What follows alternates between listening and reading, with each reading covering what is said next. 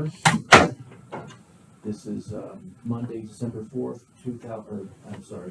Tuesday, December 5th, 2023, and we are here to hear the Highway Safety Grant from the Sheriff's Office, and I'll turn it over to Lance. Yeah, so we're just here to kind of explain some of the grants we've been awarded and kind of how we're trying to bring in revenue for the office to help kind of subsidize some of the officers' pay and to get extra coverage out there. The ITV grants mainly cover traffic type stuff, but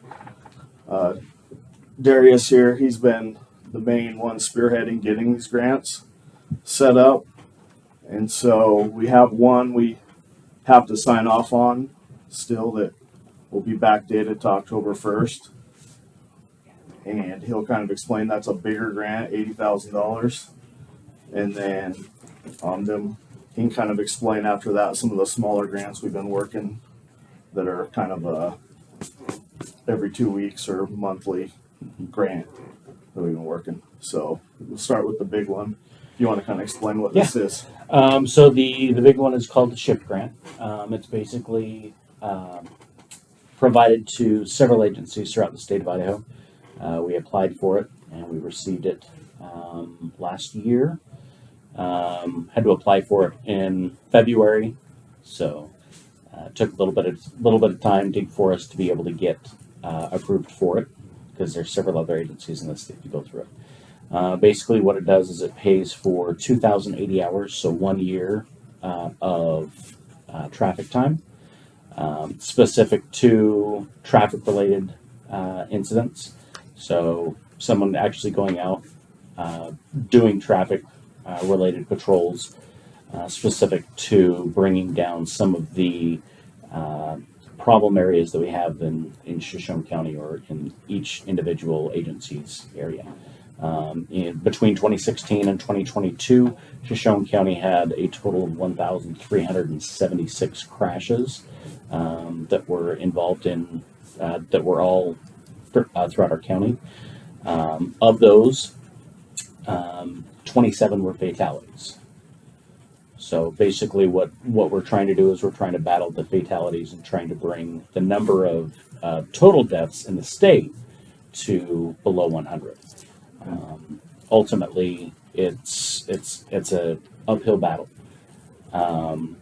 With the crash statistics, 505 of those crashes were aggressive driving related, so too fast for conditions, following too close, things like that, to where people aren't able to stop in time, basically.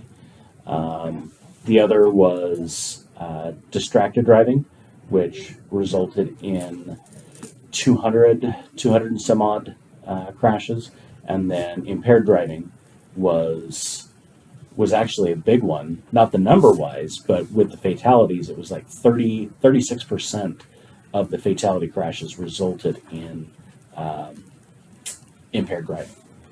Okay, so ultimately, what this grant does is this grant pays an officer or a group of officers to do traffic-related emphasis in our area. It's 2,080 hours, along with 220 overtime hours, and that will offset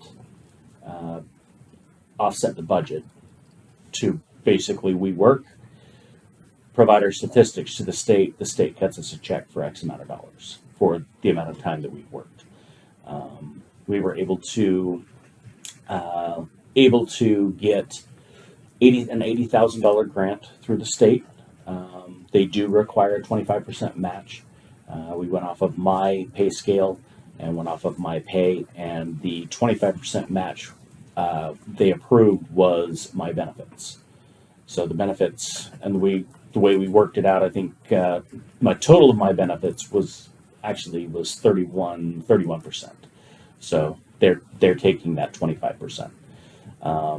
We also requested 2 LifeLock breath testing devices to add to our 3 that we currently have, and that will come out of that $80,000. the next shift grant is coming up for next year. The deadline for it is, I believe, January 1st. So I'm working on the statistics for that to be able to bring it into play for the 2025 season. I think you need to explain the difference between the two. Kind of the one smaller grants that you put Okay. in for. So the smaller grants are known as mobilizations. What those are, for the year 2024 or 2024, they have a handful of mobilization grants. We just finished the Seatbelt Thanksgiving grant. We were awarded $4,500 for that, and that went. What it is it's an overtime budget, or not overtime budget. It's overtime pay. So it's specific for officers to go out and emphasize on seatbelts. The one coming up is December 13th through January 1st, and that's impaired driving. So that tries to enforce DUIs, but we also try to we submit information on our Facebook page, as well as other media outlets to be able to let people know, hey, if you've been drinking, get a sober driver, or have somebody give you a ride, or something to try and cut down the number of DUI arrests as well as DUI crashes. There's others: impaired driving, aggressive driving, distracted driving. So those are the four that they battle throughout the entire year. So with those, we apply for those grants. Last year, we were able to bring in $15,000 in pay to reimburse for officers working those grants. So it depends on the grant. Each one of those were $5,000. We worked 3 last year. So this year we were, at least for the seatbelt, we were able to get $4,500, and then this impaired driving grant is another $5,000 that will go towards officers' pay. Now on that, the $80,000 grant, Mhm. did you get the full grant last year? We got the full grant for this year, Okay. so it's the 2024 Okay. grant. So did you get the grant? But you didn't get We it did. last year. We did. We applied for it Okay. for this year.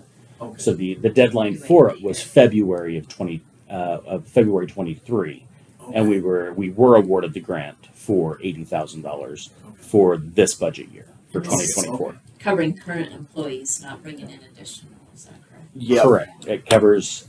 We went off of my salary, my base pay, and we were awarded that $80,000 for that. So what it kind of did was, Darius is the primary officer working that one, so it just kind of pulled him to his main focus will be patrolling the roads and looking for speeders, looking for aggressive driving, all that kind of stuff.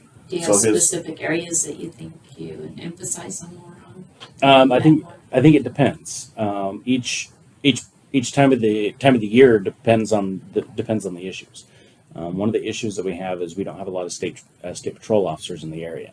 Right. So anytime an officer gets a crash, either they respond to the crash, they don't feel comfortable handling the crash, so they call for the state police. Well, I've handled several crashes in my 18 and a half years, so I can handle crashes. So it actually allows me to take over the crash, allows those officers to be able to go back and do whatever they're doing, but then also allows me to help with speeding in the school zones, speeding in other parts of the county roads, sometimes on the interstate when there isn't a lot of traffic going on in the evenings or at night. I'm up on the interstate trying to slow people down there.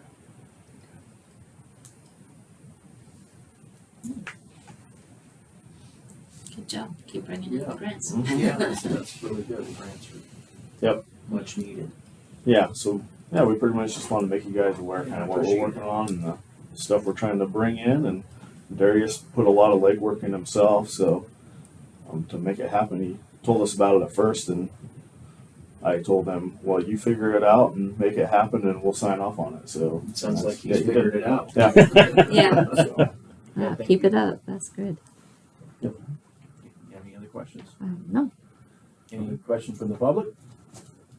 Just one thing that I've had people ask me, they're seeing more and more county police onto the freeway and not patrolling the city, not patrolling the county.